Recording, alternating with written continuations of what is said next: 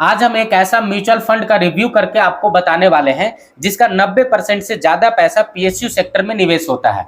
अब ये PSU sector क्या होता है उसको पहले समझते हैं। पीएसयू का मतलब होता है पब्लिक सेक्टर अंडरटेकिंग, यानी वैसी कंपनियां जिसका मालिकाना हक सरकार का होती है, सरकारी स्वामित्व वाली ये कंपनियां होती है। और ऐसी कंपनियों में कोई म्यूचुअल फंड अपना पैसा निवेश करता है तो उस म्यूचुअल फंड को पीएसयू सेक्टर का म्यूचुअल फंड कहते हैं। और यहाँ पर ये सरकारी कंपनियां हैं तो यहाँ पर ट्रस्ट भी काफी ज्यादा बन जाती है। और पिछले 2 से 3 वर्षों में देखें तो इस सेक्टर में अचानक बूम सी आ गई है, जिसकी वजह से पीएसयू सेक्टर के जितने भी म्यूचुअल फंड है वो काफी अच्छा ग्रोथ भी कर रही है। हालांकि अभी मार्केट गिर रही है तो पीएसयू सेक्टर में भी गिरावट देखने को मिल रही है, और ये गिरावट आपको मौका देती है कि आप पीएसयू सेक्टर वाले म्यूचुअल फंड में निवेश करके आगे चल के लॉन्ग टर्म में आप अच्छा रिटर्न कमा सकते हैं। तो आज हम जिस पीएसयू सेक्टर के म्यूचुअल फंड को रिव्यू करने वाले हैं तो उस पीएसयू सेक्टर का म्यूचुअल फंड का नाम है एसबीआई पीएसयू फंड, जिसका आज हम रिव्यू करने वाले हैं और ये जानने का कोशिश करेंगे कि बाकी पीएसयू फंड से ये फंड अच्छा है या फिर नहीं। तो इस फंड का अभी करंट में एनएवी प्राइस 34.5 रुपया का चल रहा है और पिछले 5 साल में इस फंड का टोटल रिटर्न 217% का है, जो अपने कैटेगरी एवरेज से काफी कम है। लगभग 20 से 30% कम रिटर्न जनरेट करके दिया है पिछले 5 साल में ये फंड। तो ये थोड़ा सोचने वाली पॉइंट है। और वहीं इस फंड का पिछले कुछ सालों का ट्रेलिंग रिटर्न इसके कैटेगरी एवरेज से तुलना करें तो यहाँ पर पिछले 1 साल में इस फंड ने काफी अच्छा परफॉर्म किया है अपने कैटेगरी एवरेज से, जबकि वहीं पिछले 3 साल, 5 साल और 10 साल में अंडर परफॉर्म किया है अपने कैटेगरी एवरेज से। और वहीं पिछले 1 महीना और 3 महीना में नेगेटिव रिटर्न दिया है, जो कि अभी गिरावट के चलते ऐसा हो रहा है। और इस फंड का टोटल एसेट का लगभग 96.5% पैसा इक्विटी मार्केट यानी शेयर मार्केट में निवेश होता है, बाकी पैसा अदर कैटेगरी में निवेश किया जाता है। और ये फंड टोटल 25 स्टॉक्स में अपने पैसे को निवेश करके रखा है, जिसमें टॉप 10 में लगभग 66.5% पैसा निवेश करके रखा है और टॉप 5 में लगभग 45.5% पैसा निवेश करके रखा है और वहीं टॉप 3 में लगभग 32.5% पैसा निवेश करके रखा हुआ है।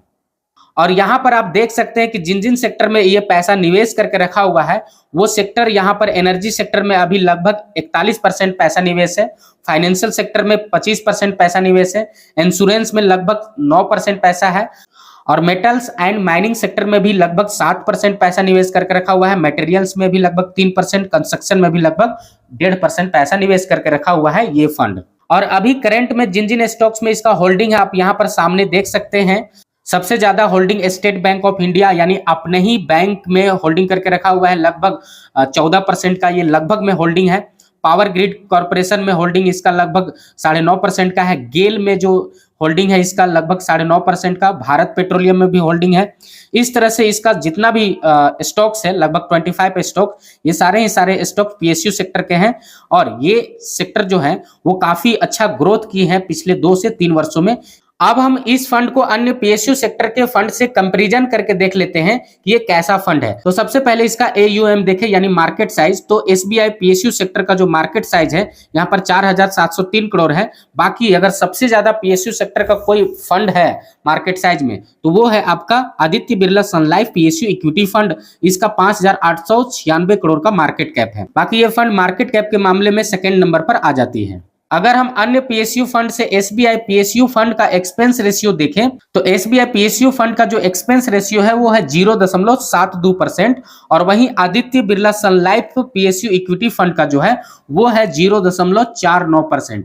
यानी कि एसबीआई पीएसयू फंड जो है आपके 1,000 के निवेश पर आपसे जो चार्जेस ले रही है 7 रुपया 20 पैसा, और वहीं पर आदित्य बिरला जो पीएसयू फंड है वो 4 रुपया 90 पैसा यानी लगभग 5 रुपया चार्जेस ले रही है। तो यहाँ पर देखें तो एसबीआई पीएसयू फंड और आदित्य बिरला पीएसयू फंड दोनों ही पीएसयू सेक्टर में लीडिंग फंड है, लेकिन एक्सपेंस रेशियो के मामले में थोड़ा ज्यादा एक्सपेंस रेशियो आपसे ले रही है एसबीआई पीएसयू फंड। तो ये थोड़ी सोचने वाली बात है और ये नेगेटिव पॉइंट हो जाती है किसी भी इन्वेस्टर के लिए। अगर हम अन्य फंड के साथ एसबीआई पीएसयू फंड का स्टैंडर्ड डेविएशन यानी रिस्क रेशियो को देखें तो यहाँ पर ज्यादा रिस्क ले रही है एसबीआई पीएसयू फंड अपने कंपटीटर आदित्य बिरला सन लाइफ पीएसयू इक्विटी फंड से। तो यहाँ पर एक पॉइंट नोटिस करने वाली ये है कि एसबीआई पीएसयू फंड ज्यादा रिस्क ले रही है अपने कंपटीटर आदित्य बिरला सन लाइफ पीएसयू इक्विटी फंड से। तो यहाँ पर कम रिस्क में आपको अच्छा रिटर्न मिल जा रहा है आदित्य बिरला के साथ। तो आप अपने से अनुमान लगाइए कि आपको किस फंड के साथ जाना है, ज्यादा रिस्क में जाना है या फिर कम रिस्क में जाना है। और अन्य फंड के साथ इस फंड का अगर बीटा रेशियो को देखें तो इसका बीटा रेशियो जो है बाकी अन्य फंड से काफी ज्यादा है, क्योंकि यहाँ पर रिस्क ज्यादा ले रही है तो बीटा इसका ज्यादा होगा। और अंत में इस फंड का ओवरव्यू देखें तो इसका एक्सपेंस रेशियो 0.72% का है, जो कि अन्य पीएसयू फंड से थोड़ा ज्यादा है। और वहीं पर इसका जो AUM है यानी कि मार्केट साइज 4703 करोड़ का है। और वहीं इसमें कोई लॉकिंग पीरियड नहीं है और इसमें मिनिमम इन्वेस्टमेंट आप 500 रुपया SIP कर सकते हैं और 5000 से आप लमसम थ्रू इन्वेस्टमेंट कर सकते हैं। बाकी अंत में मैं ये जानना चाहूंगा कि आपको ये फंड कैसा लगा, क्या आप इस फंड में निवेश करने वाले हैं या नहीं, या फिर पहले से इन्वेस्टेड है, कमेंट में लिखकर जरूर बताएं। और इस चैनल पर नए हैं तो चैनल को सब्सक्राइब कर लें, वीडियो को लाइक कर दें। तो फिर मिलते हैं आपसे किसी नेक्स्ट वीडियो में किसी नेक्स्ट म्यूचुअल फंड के साथ, तब तक के लिए जय हिंद।